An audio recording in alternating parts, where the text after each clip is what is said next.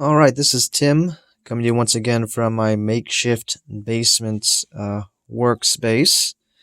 In the previous slide, it talked about adding and subtracting just regular run-of-the-mill fractions with basic, with the common denominators. I didn't do a video on that because I feel like that's pretty straightforward. Most of you guys probably can figure that out even without me sitting there walking through it.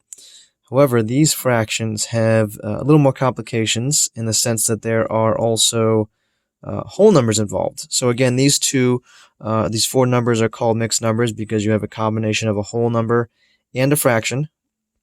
And because of this, as stated before in the slide, it's usually easiest to treat these two entities as separate parts.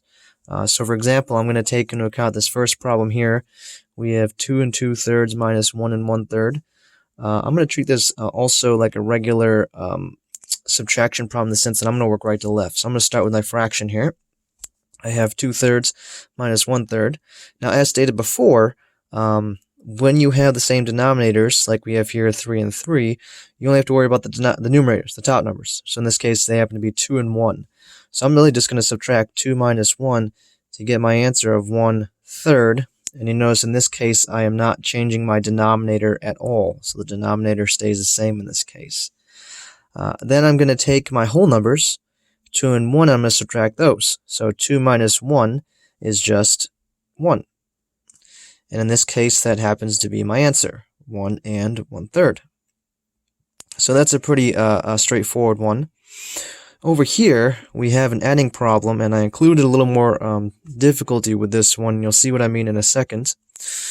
So again, we're going to treat these like they're two separate pieces. You have 1/4 plus 1/4, and that's going to give you 2/4.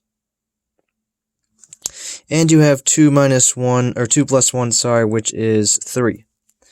Now, there's a problem with this answer. It is not technically complete because of our fraction here. Now, as if you went through the introduction to fractions slide, you will know that normally we cannot leave a fraction like this. This fraction has to be reduced. So if you do a problem like this and you don't see your answer and you're 100% sure your math, you might not be wrong. You might just have to have a second step of reducing. So remember, reducing is simply when you divide both your numerator and your denominator by what's called a common factor of the same number. Now in this case, that number happens to be 2. So I'm going to divide both of these by 2, and that's going to give me an answer of 1/2. My 3 does not change. I did not do anything with the 3, so that will stay the same. So ultimately, my final answer will be 3.5. Now you'll note, with this problem, I did not have to do that. 1/3 is in its simplest form. There's only one number that you can divide 1 and 3 by, and that is 1, which isn't going to do anything. Dividing anything by 1 is not going to change it. In this case, however, again, both the numerator and denominator, the 2 and the 4, could have been divided by 2.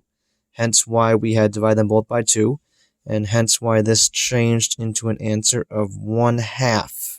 Okay, so again, my final answer to this problem would be 3.5. Alright, so that is how you add or subtract mixed numbers.